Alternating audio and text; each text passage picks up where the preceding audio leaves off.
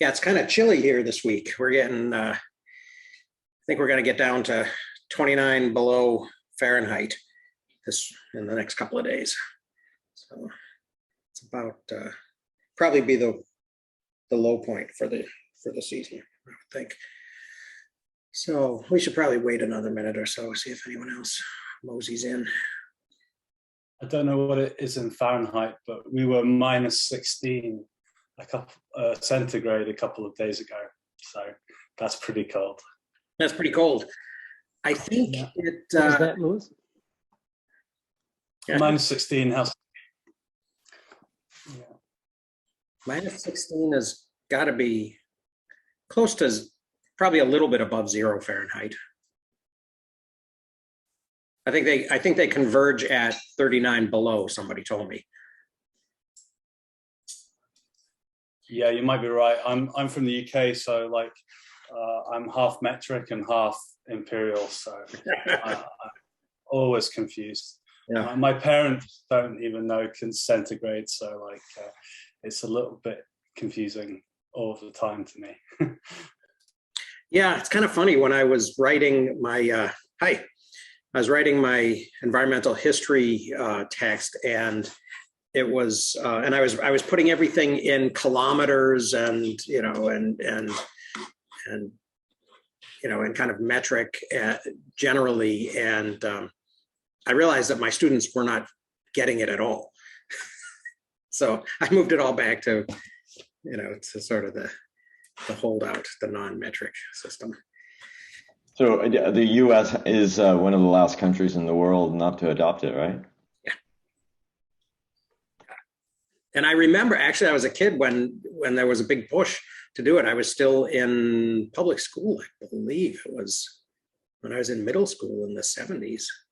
There was a big effort to try to get it done, and and so metric and equal rights for women, we never managed to accomplish.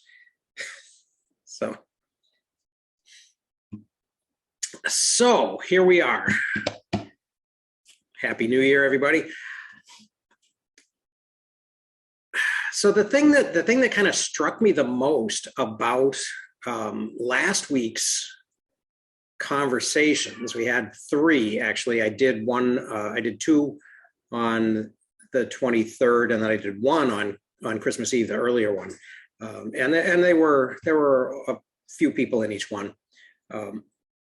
And the thing that really kind of jumped out at me was the idea that people seem to be very distrustful of Graeber and Wengrow's claims in this text, and so I've been thinking about that throughout the week, and I do have some things to say about that. But I'm curious about how other people are feeling now about that. So I apologize. I did not make that session. I was busy. I reported on that museum visit in El Prado. It strikes me as part of the zeitgeist, frankly. Nothing particular with this book or with this book club or with anything. This is a tangent, but there's a great report by I forget this, Ted Koppel, who went to the model for Mayberry, the Andy Griffith show in Carolina. And I think it's just a zeitgeist. You hear the same thing there too about not believing the media, and regardless of what proof anybody provides, they still won't believe it. So you think then it's probably very recent based on what's been going on since 2015, 2016.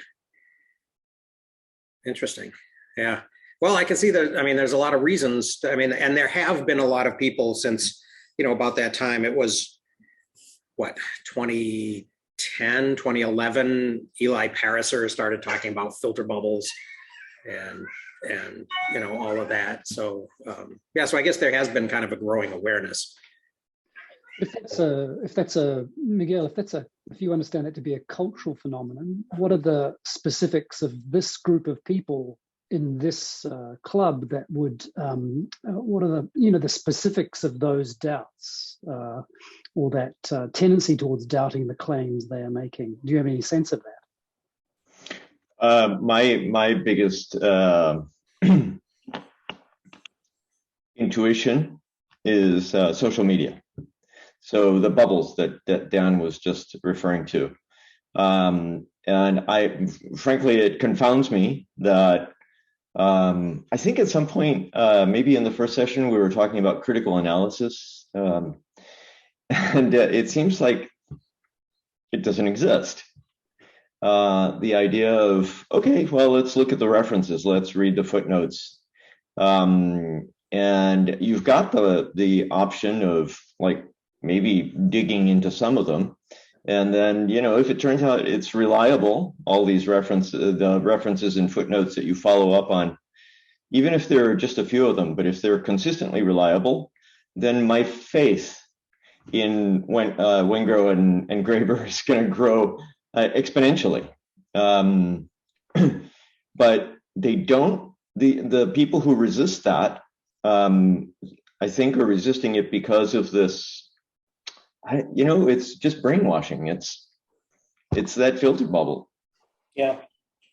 I was thinking about that actually this week, and about that kind of conversation we had, that I think Kathleen initially kind of got started by asking about, sort of how do historians, assess truth claims and things like that.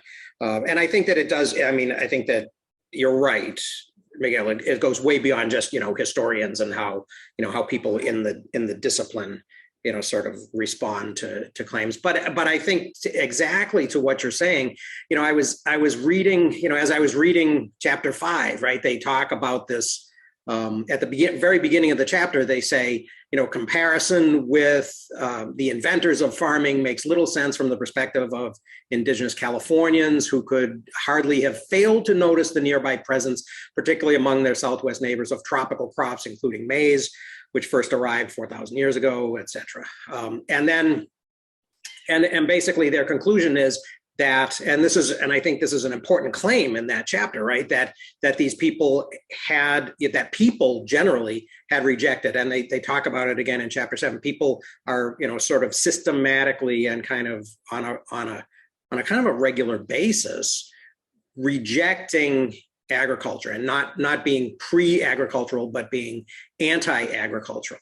And that struck me as the type of claim that, that people who were pushing back on the claims in chapters 3 and 4 would push back on as well. And so I actually kind of dug into that endnote a little bit, and they talk about Theodore Graeber and his Handbook of the Indians in California. And then, and they quote him, and then they say that, and actually they kind of pull out a moment where he is inconsistent, right? He says agriculture had only touched one periphery of the state, the Colorado River bottom. Evidently, planting is a more fundamental innovation people used to depending on nature than it seems to those who have once acquired the practice. And then they say, well, elsewhere he acknowledges that a number of people like the Yurok and the Hoopa and Winton and Maidu did in fact grow and plant tobacco, right? So there's this, there are these two different things happening. And then they quote, Bettinger, who I went and I looked up because I didn't know who he was. And Bettinger says, well, hey, wait a minute. The idea that agriculture never managed to spread to Colorado was not due to isolation. California was always in more or less direct communication with agriculturalists whose products occasionally turn up in archaeological sites, right? And then he argues that Californians simply developed a superior adaptation to the local environment. And so then I looked up Bettinger, and apparently Robert Bettinger is a distinguished professor of social science at UC Davis, who has 144 publications. And even if you just go by the endnotes and the bibliography, he's been writing about cultures of the American West and Southwest and the Great Basin since at least 1982. and and the book that they're actually quoting from, which is called Orderly Anarchy, Socio-Political Evolution in Aboriginal California, was published in 2015. So not only is it, has he been doing this work for a long time, but he's done very recent work. So that seems kind of legit to me. And, and on that kind of a basis, I sort of am willing to accept their claim that Californians knew about agriculture, but chose not to use it, with the exception of ceremonial tobacco planting. So yeah,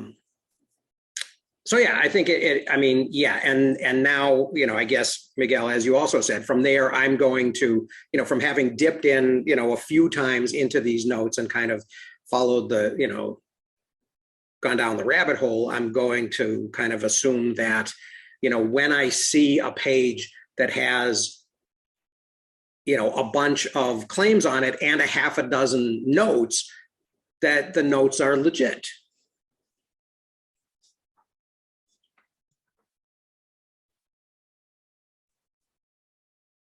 I guess that's not the only thing that we could possibly talk about in that first chapter. They do make a lot of interesting claims, right? They make this, they kind of make this argument about begin this argument about schismogenesis in that chapter as well.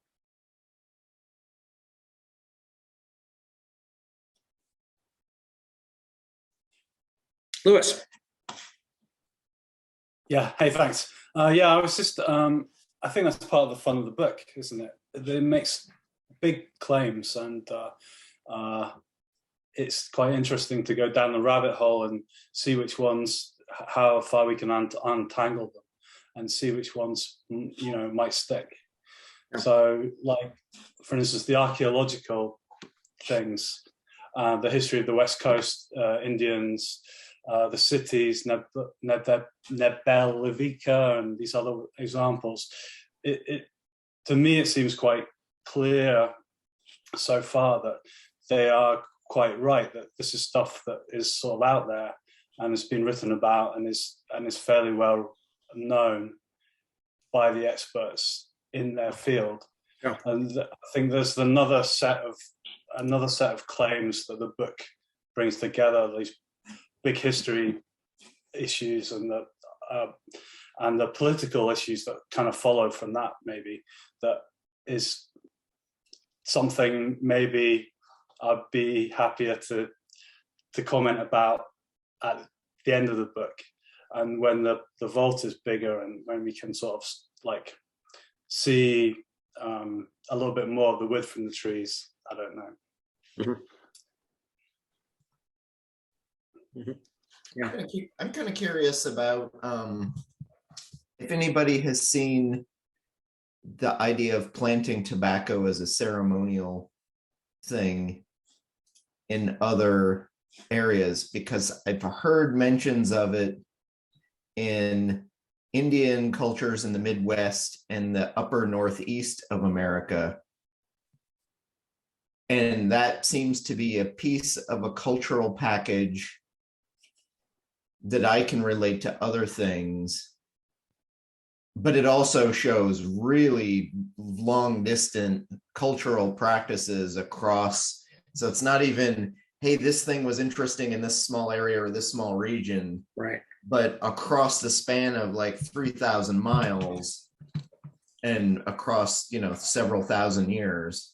Yeah. Yeah. And I think into the, the European colonial period, right? The Powhatan in the Chesapeake Bay area are growing tobacco for ceremonial purposes, but John Rolfe goes and gets Spanish tobacco. He steals it from the Caribbean, where it's, kind of a trade secret, right? And he takes it from the Spanish Empire and brings it back to Jamestown, which suggests that, Caribbean natives are growing, are raising tobacco as well. So yeah, it seems to be very widespread.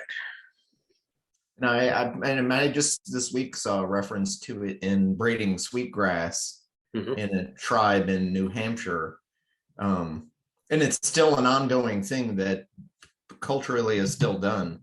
But that type of agricultural activity, especially across a swath of climates and temperatures that, I don't imagine the Southwest is super great for growing tobacco with my limited agricultural knowledge. But, if I'm going to grow it, I'd go to, a moister, Southwest or Southeast climate.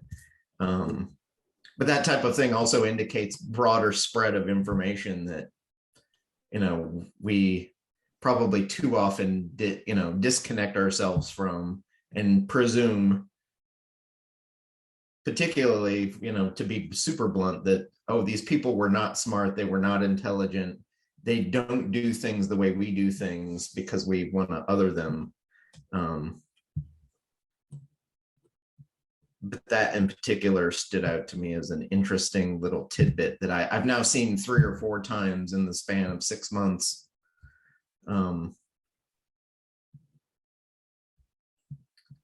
Yeah, I think there's a lot that could be dug, that you could dig into, and probably, and I don't know if somebody has written a book on tobacco, kind of a Kurlansky style commodity history of it. Yeah. But that would be really interesting. Kurlansky probably is. Yeah, probably. Yeah. Yeah, I like his. I generally like his stuff. I like the cod and the Basques and all of that. I wonder what common elements there are, not just in the knowledge on how to grow tobacco, but also in the ceremonies themselves. Mm-hmm. Yeah, and I think that probably the ceremonies extend maybe a little bit beyond the growing region as well, because I think once you get out to, well, I don't know, maybe just west of where I am, then the things that people put in, in smudge packets are probably less tobacco and more things like sage and stuff like that. So yeah, so I think that the process, that the ceremonial activity is probably even wider than the growing region. There's lots of use of tobacco by indigenous populations in and around the Amazon too. But there it takes a very different form where they use it as like a hallucinogenic sacrament, and they take it as a snuff instead of smoking it, which is pretty crazy. It'd be interesting. Like, what's that? That's kind of hardcore. Yeah, it's super hardcore. It's supposed to be like very painful, and takes like years of training and whatnot. But I'm very curious if there's a link between that tobacco tradition and the tobacco traditions in the Americas, or the Northern Americas. Yeah, I'm kind of curious too, Dan, when you use the word ceremonial use, what connotation and meaning are you giving to the words ceremonial use? Well, I guess what comes to my mind is, the types of ceremonies that people do now with smudge, either, sort of establishing a, sort of, I'm uncomfortable using religious terminology, but, kind of establishing a place or sanctifying a place, before a gathering is one of the contexts in which, sage is burned now by Native people around where I live. Probably, the types of things, the giving consequence to a meeting, right? The same, the kind of classic, smoking the pipe sort of thing. I think would be another example of that.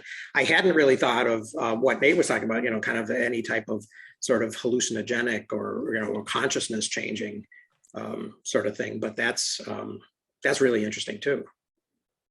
Yeah, I have a growing distaste for phrases like ceremonial use or kind of a broader implied religious use by anthropologists who seem to use they use as an excuse. It almost feels like there's this thing and we don't understand it, so we're going to use this catch-all phrase. It was for ceremonial use because they found it in some weird context. And then almost, at least from what I've understand from people I've asked and asked that question I just asked you, almost everyone imputes some kind of religious or pseudo-religious connotation to it. And my kind of growing theory is, at least in of half or more of the cases, because there are things that I don't understand in terms of things like hallucinogenic use, or things that are, and maybe they're just culturally passed down, because I have a mother-in-law who is got Spanish and Indian roots in Sonora, Mexico. And she will burn sage. We bought a new house and she came over with sage right away. And in kind of a part indigenous, part Catholic, setup, saged the house. And it was interesting. And she's hardcore into it, and almost a superstitious, or at least what I would view as a superstitious and heavy Catholic upbringing. But I've been thinking lately, a lot of the things that I see being used and imputed a ceremonial use, a lot of them look to me more like a mnemonic use, or things like, there are stories of Native Americans having songs and dances before the hunt, as if they're asking the gods for, good luck. But I think, at least in some sense, and it's been lost because we've destroyed so much of the culture that they don't remember that the original use was there. But it's definitely seen in modern indigenous peoples in Australia. They're doing those things, and in the songs and the dances built into their culture are mnemonic associations for the things they're about to do. So if it's for a hunt for, let's say, deer, they're dancing and doing movements that they would see the deer do in the wild, or calls that animals may make as means of talking to each other about, this is our plan for the hunt. Well, would you say that type of, even if there's a sort of a reminding ourselves, getting into that headspace thing, at what point does visualizing the hunt, merge into kind of a ceremony? Yeah, or you do it and it's a little of both. It's almost, if I were to go take out a group of kids from Beverly Hills High School to go hunting, I would expect none of them have ever been hunting in their lives before. And I would spend a half an hour with them explaining what we're going to do, teach them a little bit about what to expect, a lot of safety work so none of us get shot by somebody else. But I have a feeling indigenous peoples were doing those types of behaviors as kind of both a teaching and a remembrance thing. I also have a crazy wild idea, even in biblical references, there's in 10th century BC, the Ark of the Covenant was carried forth in battle ahead of, or with the traveling troops. I have a feeling that they were using that as a mnemonic device to remind their troops before they go into battle, there's a religious use associated with it, where God's going to give us good luck because we have this. But I have a feeling they also were attaching strategy ideas to the object itself and using that to talk about before they went in. But I've seen probably 20 examples of this type of thing across cultures that I can tie back to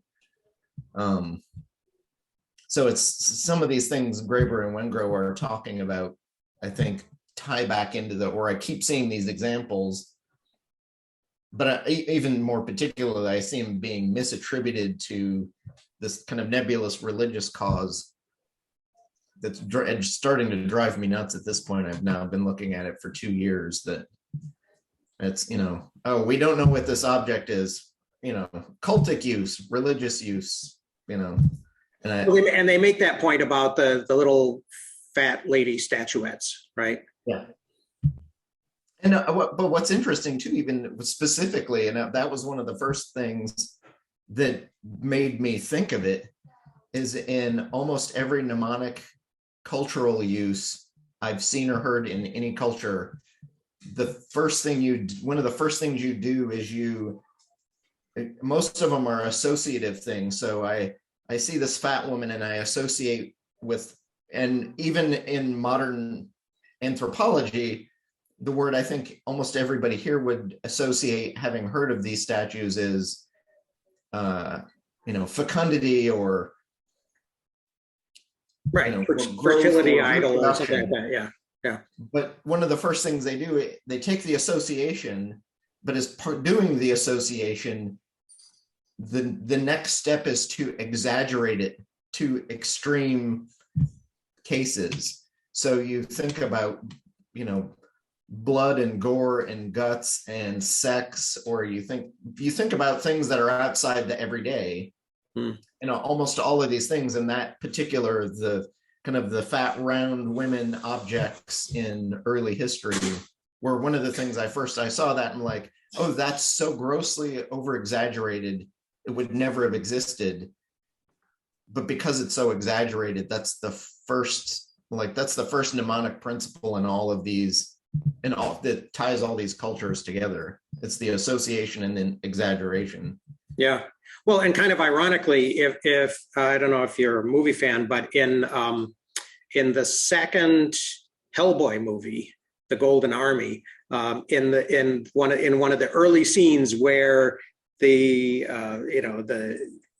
an auction going on, and there is this giant Venus of Willendorf, kind of a there was a Hellboy too. It was called The Golden Army. It's wonderful. It was the Mike the original Mike Mignola. I guess, although some people say the new Hellboy is more like that, but we're on a tangent now. But in any case, there's this giant Venus of Willendorf, that's like 8 feet tall, and apparently the thing that they're basing it on was, more like palm sized. So, talk about exaggerating something that has kind of made its way into our cultural imagination. Hey, Chris, I have a question for you. As you were talking, I started thinking more of it from the perspective of the chicken or the egg, right? Because ultimately, churches are political and social organizations as well. They're highly organized. And so the doctrine of a religion is an organizational tool. So it kind of seems to me it's almost like hand in hand, and it's very difficult to draw a really clean line between what and there's nothing purely mnemonic, there's nothing that's purely religious, right? To some extent, although in Western cultural tradition and Christian tradition in particular, almost all of the early church fathers knew of mnemonic tools and devices from Aristotle and earlier, and actively and specifically used them. So, and some of the references are tangential and not super direct, but you'll see, Augustine mentioning specifically using mnemonic tools in his practice. They're turning it into corn. They were, I have a feeling too, I've seen examples of standing stones in early Middle Eastern contexts, particularly in the Hebrew tradition, prior to writing, and I'm almost dead certain that the standing stones that have been found in some of these spaces actually were mnemonic devices for memorizing and passing on the oral version of their culture before it was written down in 6th century-ish BC. But so even in Western Hebrew and Christian tradition, it reached a peak in probably the 13 and 1400s before Gutenberg destroyed it all to some extent, or was the start of destroying it. Yeah. Peter, I point to Peter Ramus as one of the big things, but there was so much more information to know and memorize and be aware of. You couldn't keep up with it all. So you threw out the memory tradition and you started commonplacing and writing notes down, which is how we all do it today. Mm-hmm. On the topic of language, they also in the fifth chapter, they go on a little aside about glottochronology, which was a word that was new to me that I hadn't. I was familiar with the idea of the Indo-European language group and kind of these 19th century theories of I guess glottochronology. I just had never heard the word used before, and the idea of there being an Aryan, people and all of that, which leads, which along the way they kind of called out this kind of connection to eugenics and racism kind of more generally, which I thought was kind of worth pondering a little bit. Anybody come across that or have any reaction to that?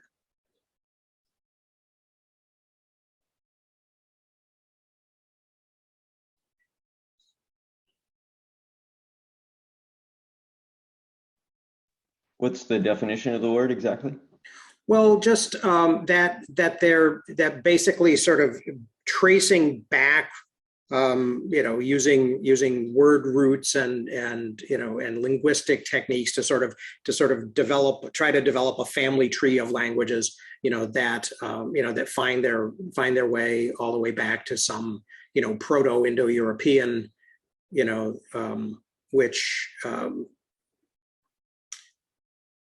which actually,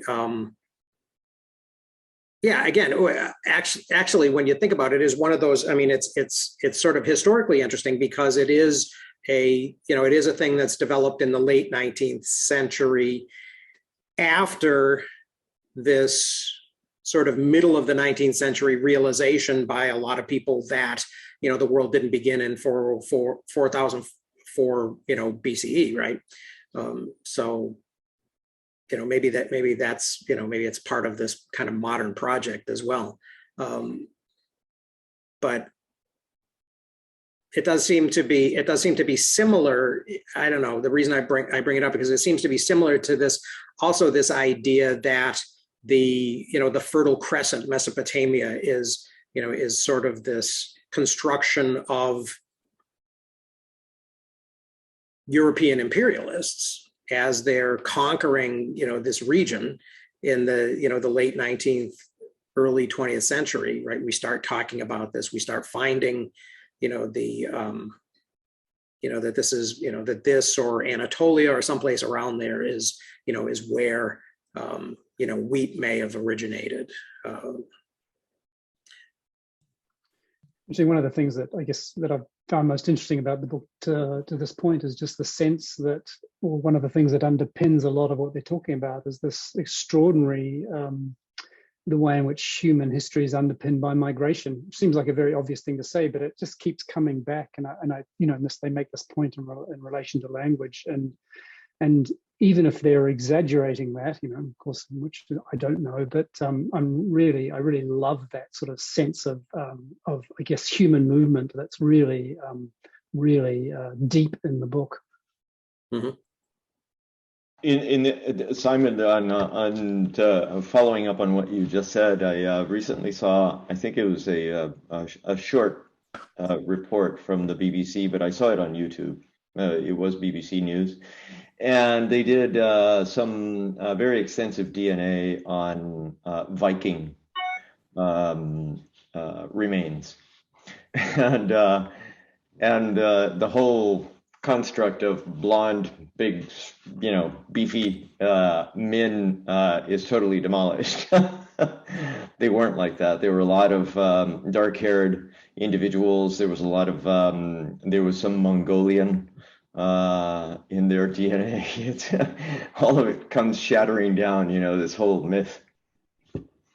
So that it stands to reason, that all of this is just transference of culture, transference of knowledge, transference of material, and just everything. Yeah. I've read a fair amount on linguistics and transfer, but I haven't seen I've not yet seen a lot of evidence to indicate that it was used as a tool in kind of a let's create a racist structure, although a lot of that work was done at a time, and a lot of early anthropology and archaeology was done at a time where we were coming up with these, social evolutionary ideas in the late 1800s, early 1900s, which I think has, done a huge amount of pain and disservice to the world, even beyond the kind of the bend we took with Rousseau and everyone taking his, mental thought experiment way out of context, which I think still is the most damning thing this book has said so far. But there were, and most linguistics departments, even in the US, were founded at a time and started at a time when all of this was happening, including, the beginning of the Johns Hopkins linguistics department, I think was one of the first. And then that got spread to UC Berkeley, of all fun things, in the 1876-ish, somewhere around there. But I think a lot of people are not aware of it, but the Brothers Grimm, we talk about their stories, but the Grimm brothers were some of the first early linguists doing that work, taking us back to this idea of a proto, original language, whether it existed or not. And, they were, I think they were collecting local folk stories and then using the spread of those stories to look at how language spread through the spread of the stories. But they came up with, if you Wikipedia Grimm's Law, they have a set of translations from one phonemic set to another. So things like, we have an English word heart, and the French have the word core. And they have a translation from that CH sound to the NH sound, and from between German and French. And that's one of the things they use to be able to trace these sounds back, as, people over here used one sound and people over here used a different sound, but it was a schism from some slightly earlier time. Mm-hmm. But I haven't seen any heavy references to that being used as although I could see it certainly being used to say, oh yeah, it came from this area of the Caucasus Mountains where all the good white people come from. Well, yeah, I've seen it used to, back in the past, claim that, the Attic Greeks were the Indo-Europeans. They were the blondes, right, who came in and conquered the dark Greeks.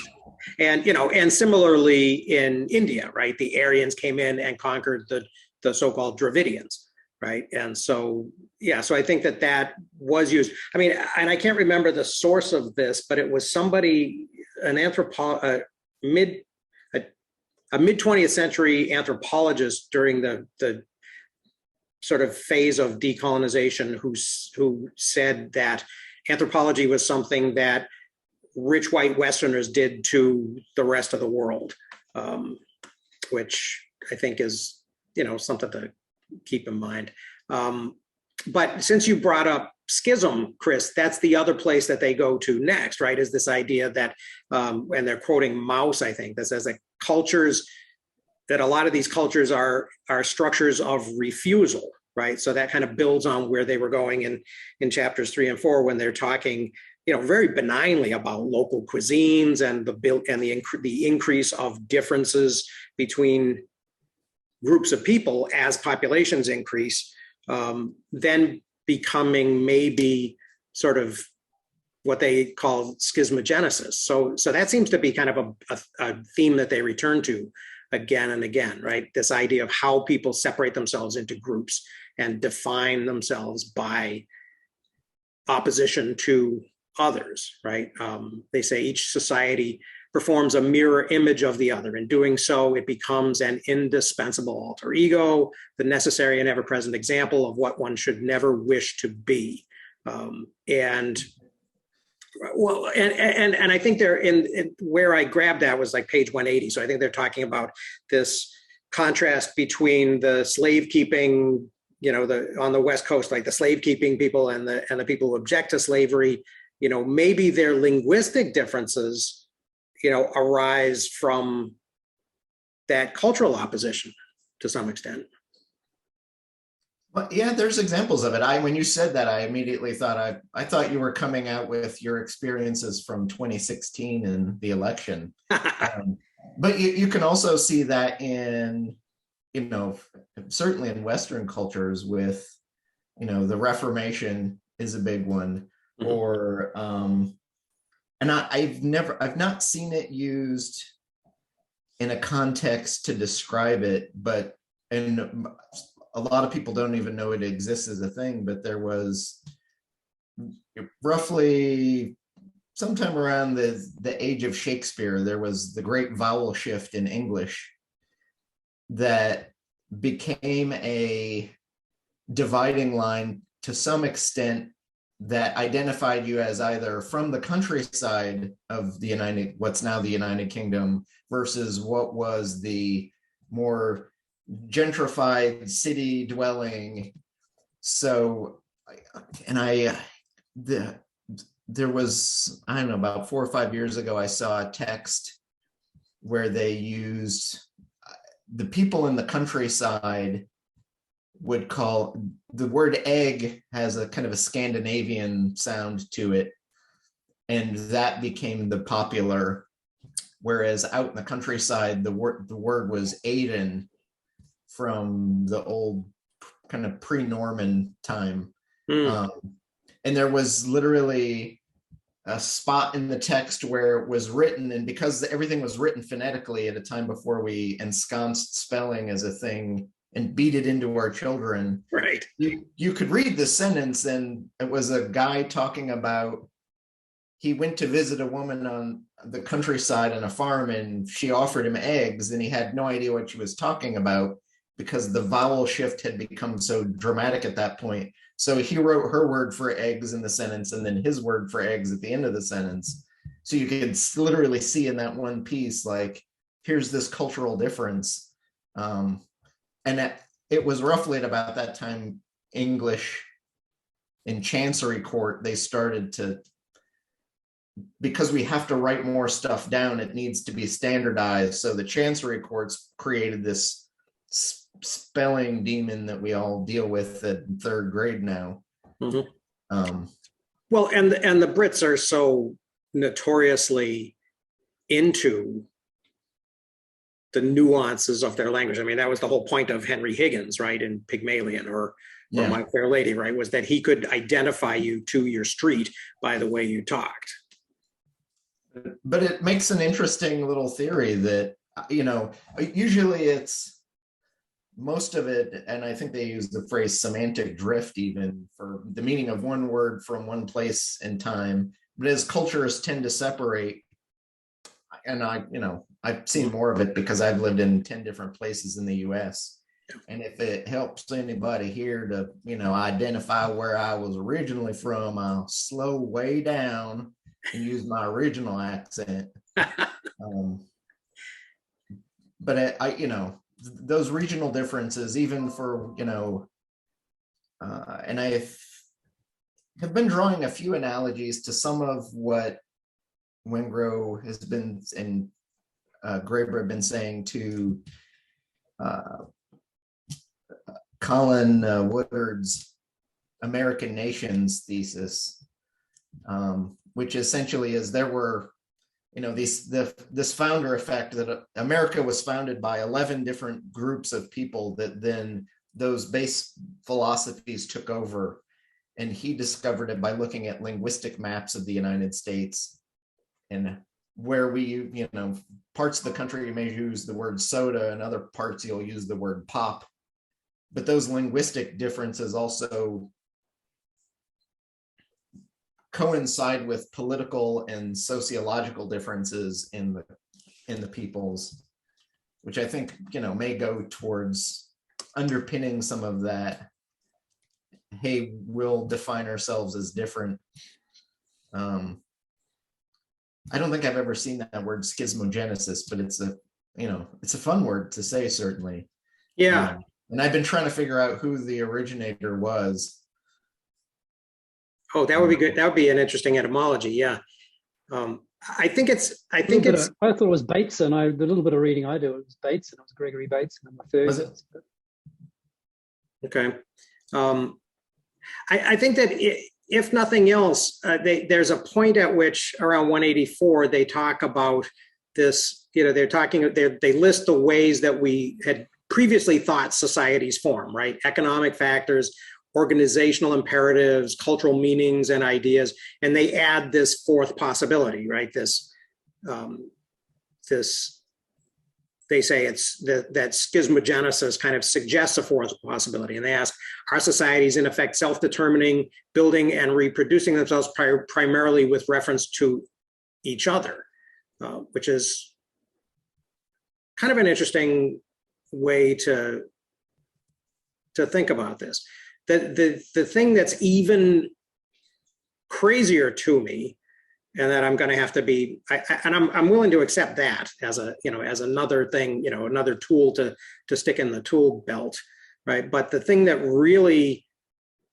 I'm not sure how to incorporate is this idea they go to next, which is this concept of caring violence.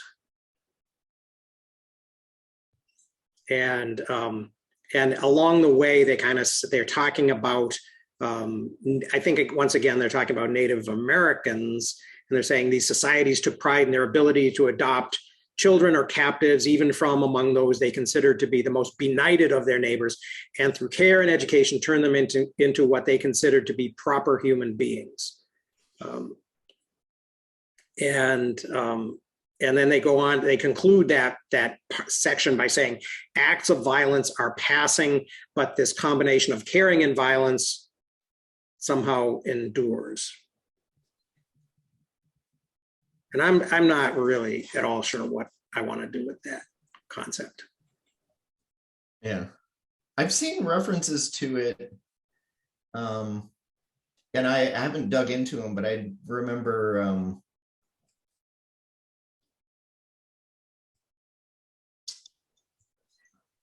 I think it was in Stamped. They were talking about some of the early versions of slavery, and Europeans justified it by pointing at African tribes that were kind of enslaving their neighbors. Mm-hmm. But I think the original context was, two warring or irked neighbors would take captives, but then they would raise them or take them for a specific amount of time. And often they would either go back a few years later, but it kind of facilitated a stronger sense of peace between the two tribes because there was enough exchange. But it also, from a genetic standpoint, it also, massively multiplies your genetic diversity to kind of go outside your pool, which as an evolutionary theorist, I can totally get behind. Yeah. Is a sociological outcome of doing that when you have groups of people beside each other. But Yeah, and I think that I've read that too, and also that the children, or at the very least the grandchildren of these people who we're calling, looking back at it from this distance in time, we're calling slaves or enslaved people, are free, full members of the society, right? Because obviously they're not that much different, really, because there is all of this genetic sharing going on. They're really not different from these people really even going into the arrangement. But then, then I think you also have to sort of ask, what does unfree labor look like, and how is it, how much different is it from quote unquote free labor in this society? I mean, certainly it's certainly not, I mean, it certainly seems to me to be disingenuous for a European to be saying, whether it's, an American in the American South in the 19th century, or a Spaniard, in the, the 16th century in the Caribbean, or, even in, the Portuguese in the 15th century in the islands on the, on the North African coast. They're not treating people in anything that resembles, any of those ways of organizing the community that, had existed, even if there had been slavery from time immemorial in Africa, so-called. Yeah, I kind of wish we had 5 other words on a spectrum of what the West would call slavery versus what indigenous cultures would call slavery, because I think it's way more nuanced than any of us give. You say the word and I immediately think of the Western concept, but I know there is a dramatically different. In fact, some I've been thinking since I started reading this book that I really want to go back and watch the Dustin Hoffman movie Little Big Man, to see how my opinions of it have changed in 40 years. Well, yeah, I mean, we don't have a lot of vocabulary. We have serfdom and we have debt peonage, right, which seem to be adjacent, but yeah, there need to be more there need to be more words to describe snow, right? I actually heard somebody use the word peon 2 weeks ago, and I'm almost dead certain they have no idea where it comes from or why. Right. But it was also used in a work context, like, was it a corporation and we're going to have some of the peons take care of this for us? And I was that's so wow, that is one of the most structurally racist things I have heard in a long time, like just blatant and out there. Right, and inadvertently ironic. Yeah. Yeah, I just that's the problem. I don't think they had the semantic shift of that word. It still means roughly what the original meaning was, but it has come so far we've lost things like that, or even the the phrase grandfather clause. I don't think it's commonly known what that is, or where it comes from, or how horrible a word it is. Yeah, or sold down the river. Yeah. That one in particular. Yeah. Peon is still, it's a Spanish word, and it's spelled exactly the same. In India, it's used even for job descriptions by government servants. It's a proper post in the government, and the same word is used. There's nothing wrong with using it in our context. Wow. Yeah. I mean, in American English, there's seemingly nothing wrong with its use in modern culture. But I think once people know what its use was in American history, then they realize, oh, maybe I shouldn't be using this word anymore, or at least using it in the context I'm using it. Yeah. Not unlike peasant as well, right? Yeah. Okay. So one of the other things I'm just just was scrolling forward on my notes. One of the other things to change the topic that jumped out at me was the idea that the people in Çatalhöyük were deliberately hunting oryx rather than using domesticated cattle. And that seems really just culturally interesting to me. Right? Because, do they accompany it with a theory, or because it sounds to me like it's the excitement, it's a cultural thing actually, right? Of the hunt. Yeah. Well, and also, I mean, and maybe, because they do mention several pages later, I think on 223, they mentioned that, the cattle and boar had been domesticated 1,000 years earlier in northern Mesopotamia, right? And so, so there is it's a dangerous thing to go after. It's bigger, it's more dangerous. It can certainly kill you. Maybe, I don't know. Would I be wrong to compare it to, the fascination with bulls nowadays, as opposed to steers? Well, and that part of the thing that's missing for me in those types of situations is what are the deeper, immediate cultural contexts for the nearby economy? How big is your group? How many people do you have versus what is the population of the prey you're following? Mm-hmm. And can you economically hunt them, or is it more likely the case you'll hunt them into extinction? And how valuable they are. I'll have to dig up a reference, but I remember some economist in the last 20 years, I think, looked at kind of the Hindu affinity to cows and treating them almost as a religious worship culture.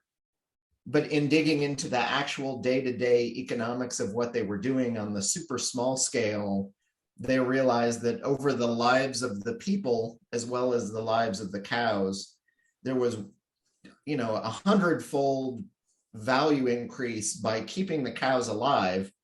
Yeah.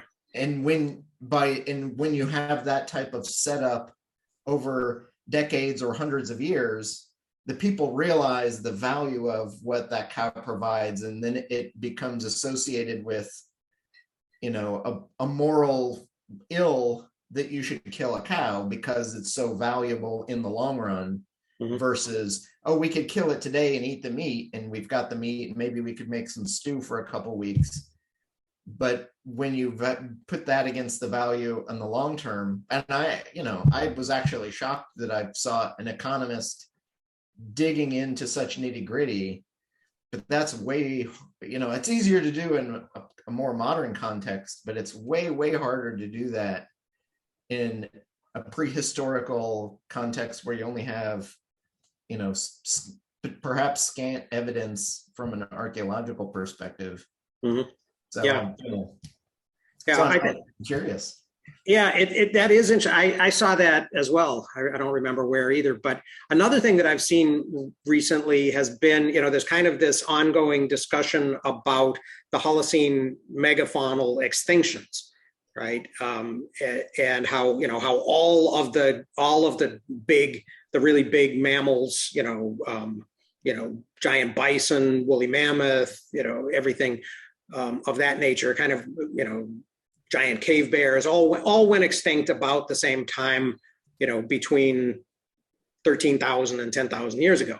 And there's a lot of controversy about whether humans had any part in that, right? But one theory is that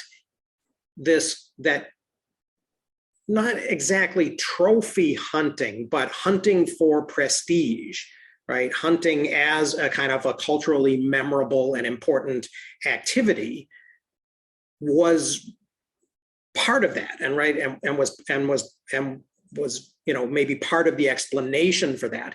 and that strikes me to be similar to this idea of, we want to have, these big dangerous, oryx around, and we want, and when we do kill them and eat them, we want to mount their heads on our walls. Yeah, they don't point out either the close affiliation in most languages of those items and the direct economy. In the classical cases, the use of the word pecus for cow in Latin became the word for money. So we have the word pecuniary now because cows were equivalent to cash, right, 3,000-4,000 years ago. Right, and salt was your salary. Yeah. Yeah. It's really interesting. There's a lot. I mean, you could drill down and down and down into some of these things. So I wonder if there is any evidence one could find of, indigenous words for woolly mammoths, in modern language, but that's way beyond my expertise. Yeah, that's a question for somebody like Craig Childs. Yeah. In Atlas of the Lost World. I don't think he says anything about that, but that would be the type of thing he would talk about. How accepted is that theory that the humans had something to do with the disappearance of these animals? Because the human population back then was quite small compared to now. I'm wondering what kind of an impact they could have, and even if they went crazy hunting. It's hotly contested, and it is probably regional, I would imagine, because I've heard similar arguments about the megafaunal extinctions in Australia, although the timing would be different. So the ones that I'm most familiar with in North America are, after the last ice age, because while the people are living in Beringia, right, and especially stuck there, before the edge of the ice cap starts to melt, and they find the seaward route, about 16,000 years ago. They're living amongst, giant, cave bears and short-faced bears and saber-toothed tigers and, all of these things. So, so there would be there'd be a sort of a self-defense reason to kind of go after, megafauna, because some of it is after you as well. So it does seem like there's that there would be kind of a reason for this to become part of the culture. I think it's very, it's very much contested, and partially it has to, I would guess that partially it has to do with the availability of evidence, right? We have this huge proliferation of especially Clovis spear points after, about 11,000 years ago, that just in maybe 20 generations, just are found everywhere in North America, at least. It seems too like there's climate evidence of a reasonably sized climate shift in that time period too. And for lack of a better term, because I don't think there is one in biology, or I don't remember one, but there's only so big an individual can get, and it's probably a limit that goes back to Darcy Wentworth Thompson, even in the early 1900s. But, I would call it maybe a Shannon limit on how large an animal can be and survive and procreate and make more within any given sphere. So if they're already sitting at the top of a pyramid that potentially is precarious and things shift from a climate perspective, and it's the same thing. I think most humans don't fear it the way we probably should today, but we're at the top of that pyramid, and a little bit of shift can cause a massive, we've seen 800,000 people disappear in the last 2 years from one small shift. Mm-hmm. Yeah, there's also Liebig's law, right, which says that ecosystems are limited not by the average of the resources, but by the most constrained one, right? So so in a time either when the ice age is ending or when you're having something like the Younger Dryas, it seems like there's a lot of opportunities for things to go awry. Was that Lieber's? Did you say Lieber's law? Liebig. Justus von Liebig, Liebig, the guy who invented the bouillon cube. Is there any relation to that in peppermint? No, but he did invent. I mean, he founded the Oxo company, which I think still makes bouillon cubes in Europe, right? But he was a naturalist in the 19th century. Bouillon is another French word in English. yeah, right.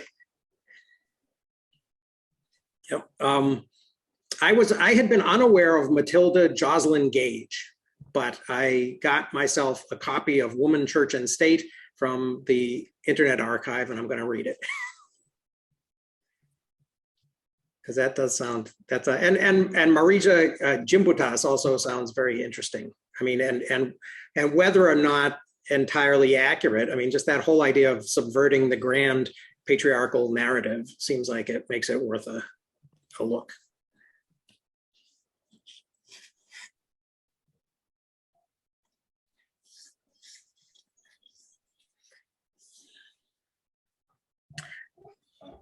But then they go on to this discussion of, the long transition to agriculture, right? And they do say that, that this process of domesticating plants, and I love their definition of domestication, right? Which is, from the plant's perspective, from the plant's point of view, they're domesticated when they can't reproduce naturally anymore. Right. And I hadn't really been aware of this with kind of wheat-like grasses. I had been most focused on this with maize, right? Because modern day corn is helpless, right? It can't get off the ear without the help of people. So that's kind of Or I think we've bred bananas into near extinction because we've bred bananas to be as seedless and kind of useless as possible for reproduction. So if humans gave up on banana consumption because it fell out of vogue, bananas are doomed. Oops. On bananas, or just one banana, I think the yellow bananas that we eat are taking a cut from one banana tree, and they've been just replanted. And so this is just like one banana. Right. And only recently, since the Gros Michel went extinct. Yeah. How do you give it enough genetic diversity to fight off, diseases that may attack it? I think I haven't seen anything about it, but I almost have to imagine too, and particularly in the Southwest, there's one type of avocado that accounts for pretty much all the avocados, and it is something that was created as a variety sometime in the 1900s by splicing two trees together. And we've got a big Fuerte avocado tree here, and it's an awesome and delicious and super ridiculously fatty avocado. And it's taken a while to get used to eating them versus the Haas variety. Mm-hmm. But I think the Haas are so custom grown from a farming perspective that its monoculture may kill it eventually. I think even in Chile, most of the avocados that I saw were Haas, and they don't. And Chile is interesting because they don't call them aguacates, which I think is the regular Spanish word for avocado. They call them paltas. which is the, I think it's an Aymara word, a native word. No, yeah.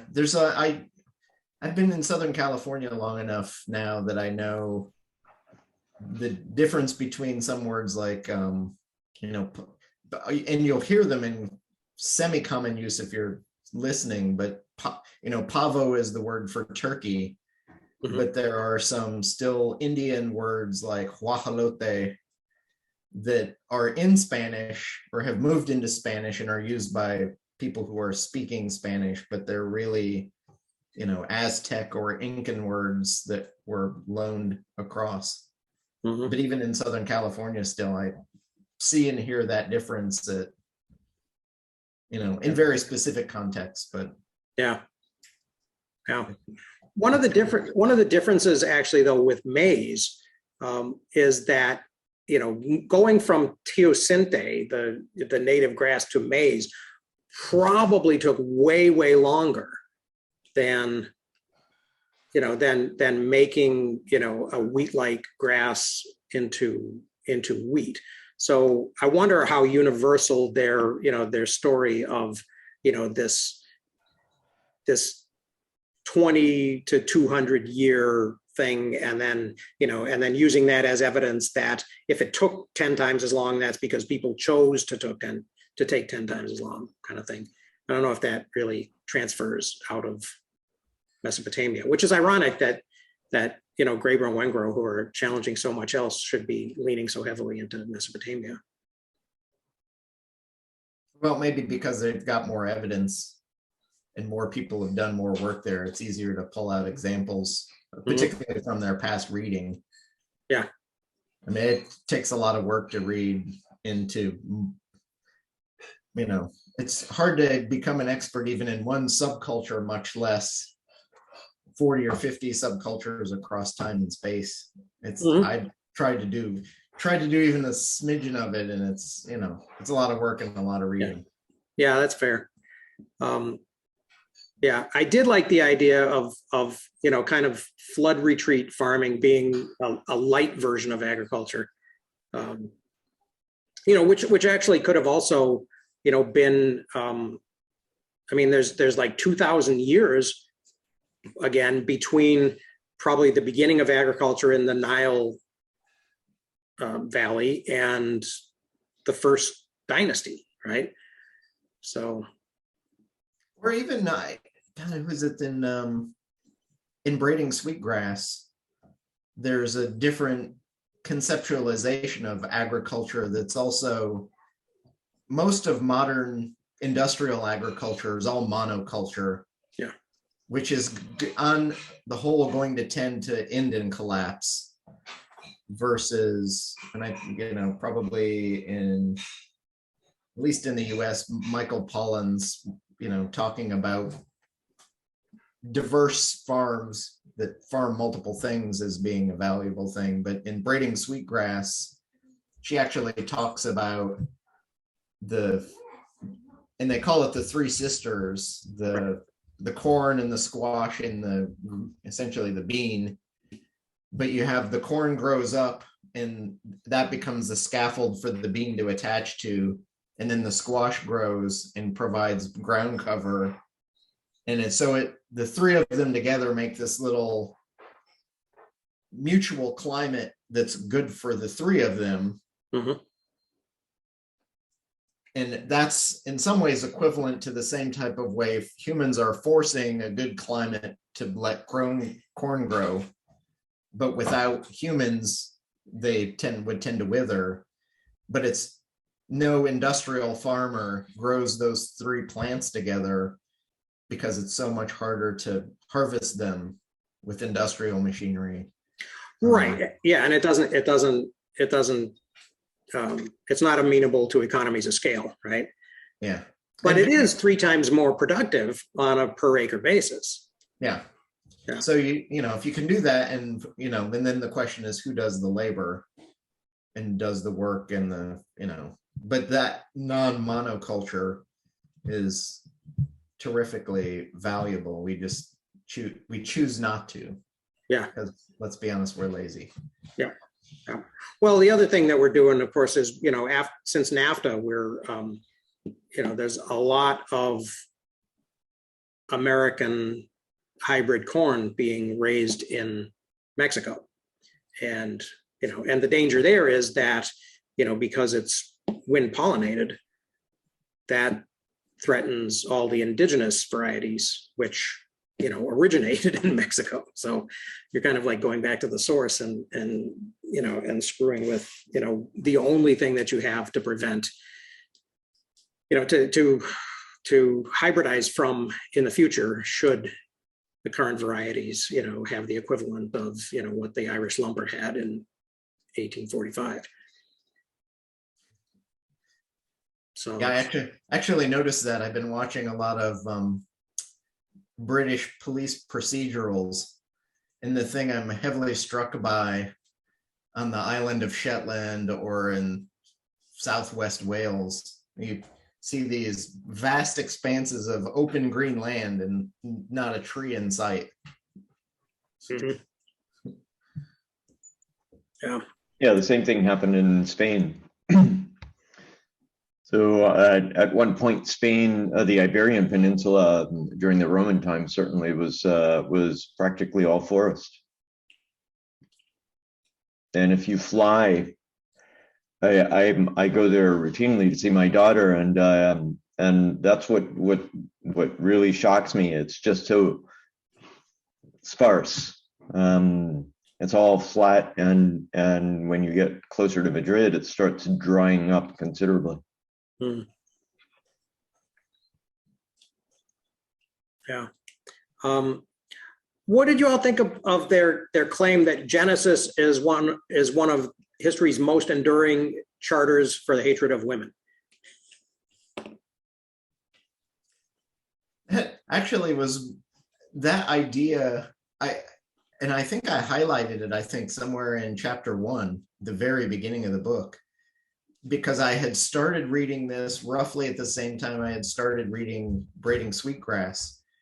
And in Braiding Sweetgrass, she starts out with an indigenous origin story of, and she uses the word in English of sky woman. So this, there's all the animals on Turtle Island, and Turtle Island is, from what I can tell in the context, is Earth, is a big turtle. And then all around the Turtle Island is the waters, but that she's got all these animals who are all there by themselves. And this woman falls from the sky and brings with her some seeds, and they end up saving her. And then the seeds become agriculture thereafter.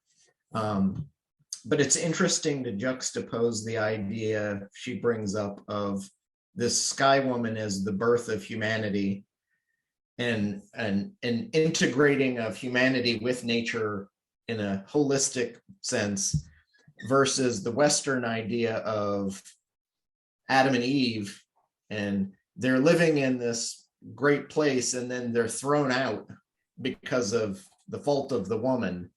Mm-hmm.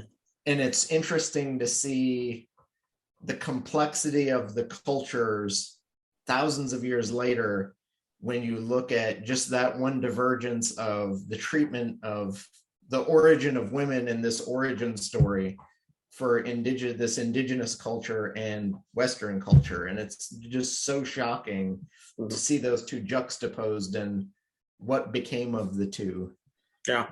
Yeah. So that Genesis idea was, and not to mention, God granting Adam dominion over everything, right? So that idea of dominion, when even in its most kind of benign form, right? Of sort of conservationist, responsibility, still seems a little bit poisoned.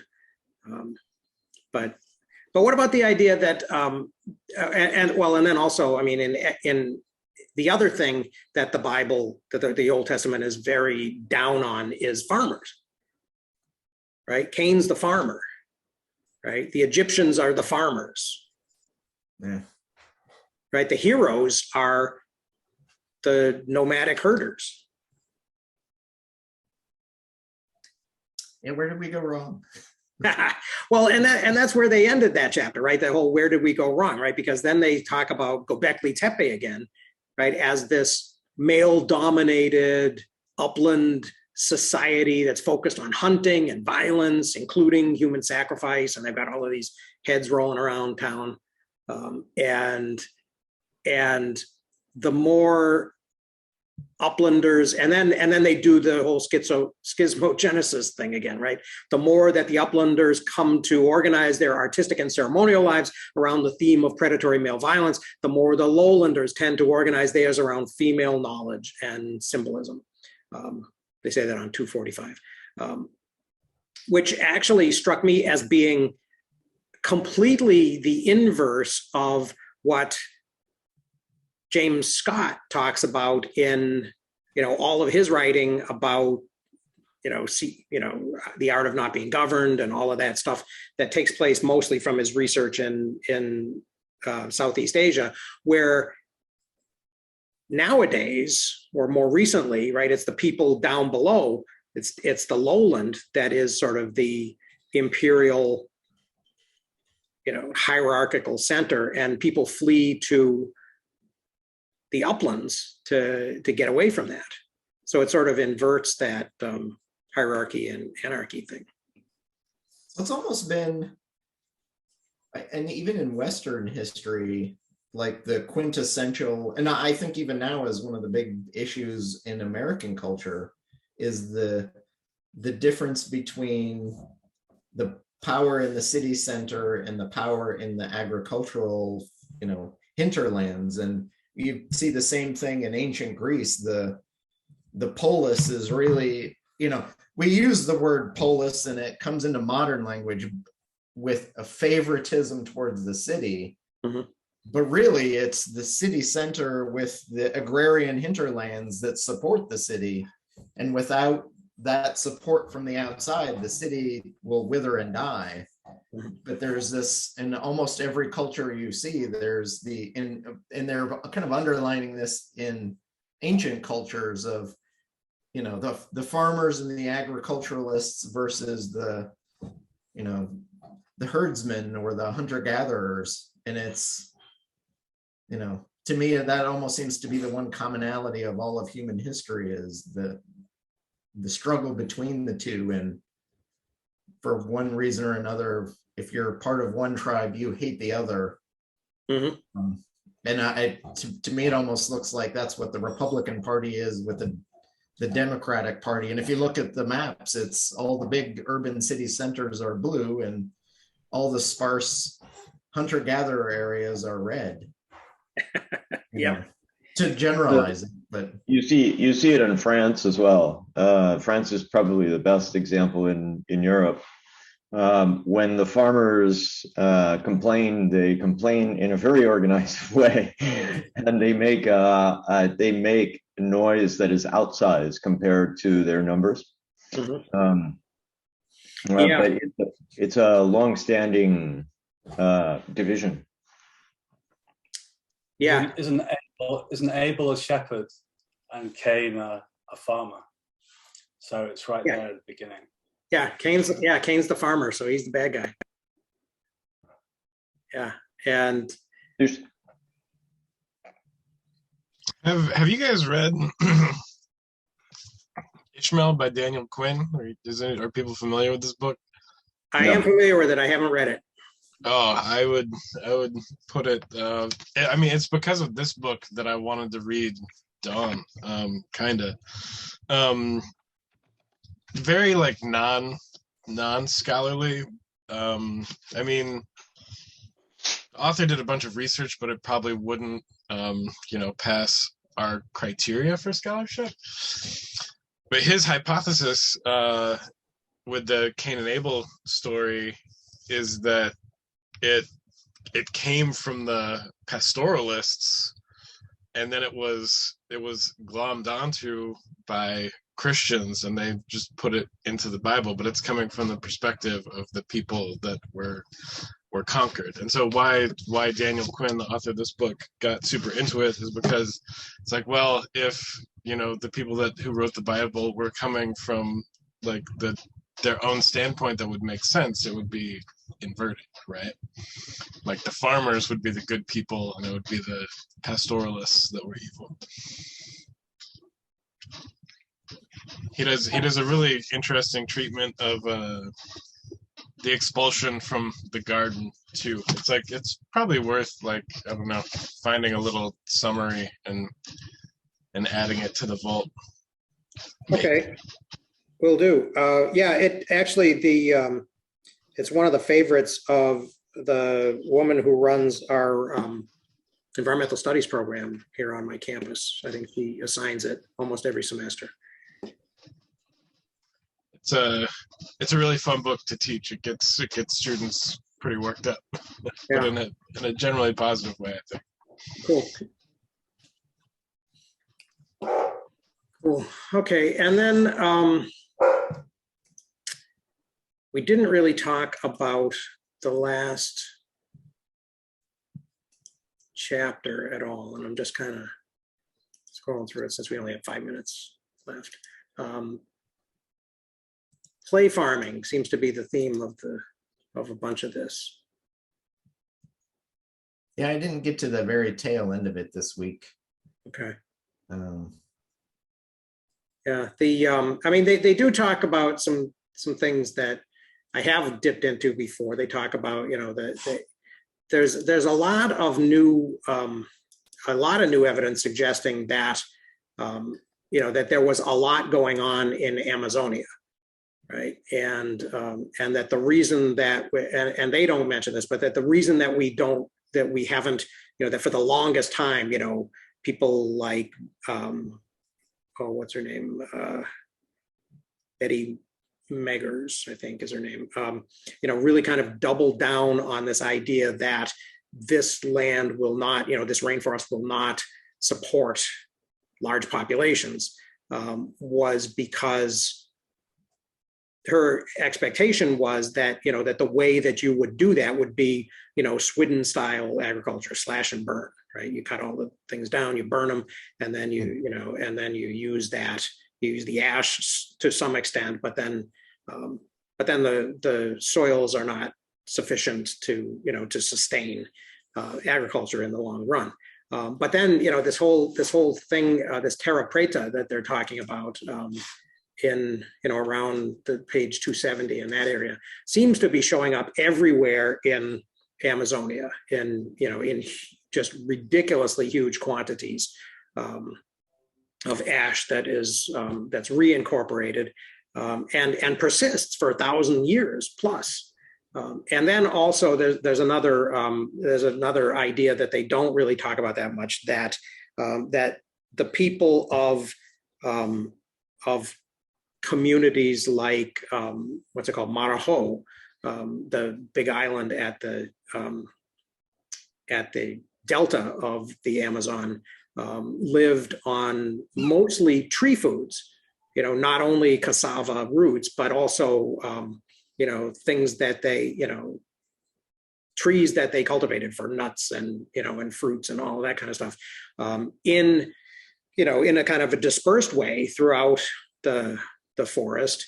And obviously these would be, once again, perennial crops, not annuals like wheat, right? So similar to cassava, which is, is really kind of a store of value, right? Because the roots, are there until you need them.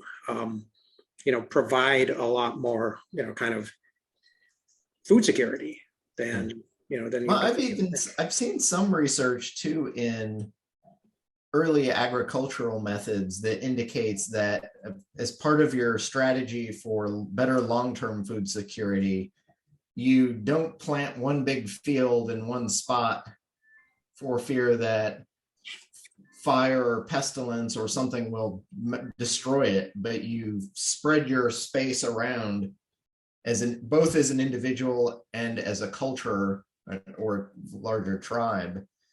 And doing that is, and to a Western mind, we would never do that now, because that's just not how industrial farming works well or works best. But I also find a little bit of irony on her saying, "Oh, we can't burn down the Amazon because that it won't support a big culture." And then now in a modern world, we desperately need the Amazon as a carbon sink, and yet here we are burning it down. Yeah, right. Well, and it's kind of funny, and I think that was, I mean, to give her some credit, I think that was one of the reasons that she was so against this idea that it had been possible for people to live in this region, was because of the assumption that meant that they had burned the forest. And so, so to acknowledge that would be to encourage people to do more burning. And so she sort of had a kind of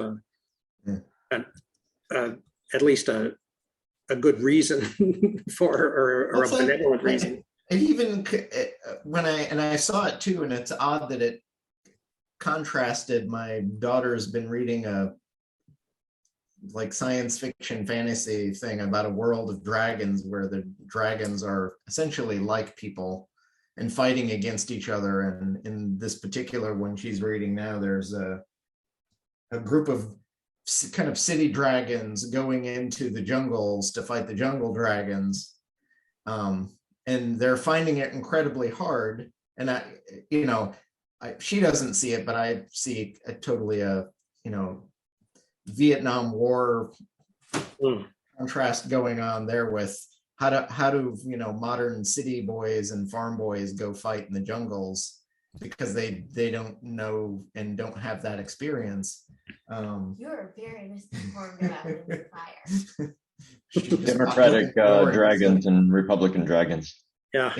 But it's in her story, they were going into the jungle and they were all dying because they just didn't know how to live and survive. Like, these things were eating them or killing them. But to the indigenous people who've grown up there, this is just how life is. And there was another anthropology story I read recently where young kids are taught to climb up date trees and pick dates. But these trees are either full of spiders or super poisonous snakes. Oh, wow.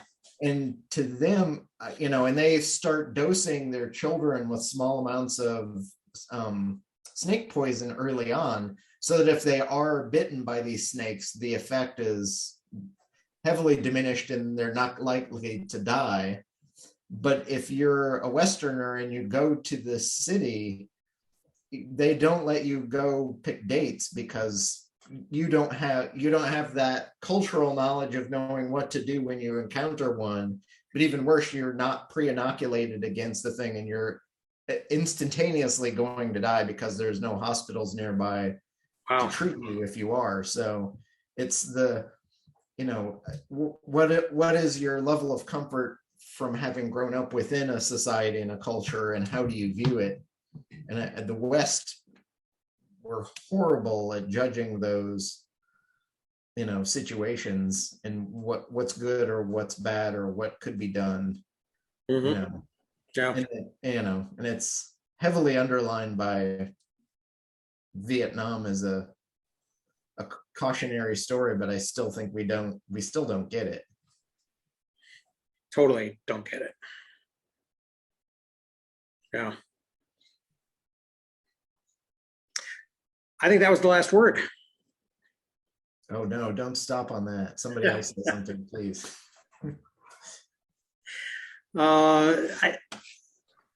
Okay, then the original farming was. Oh, don't feel pressured to actually perform either, Dan.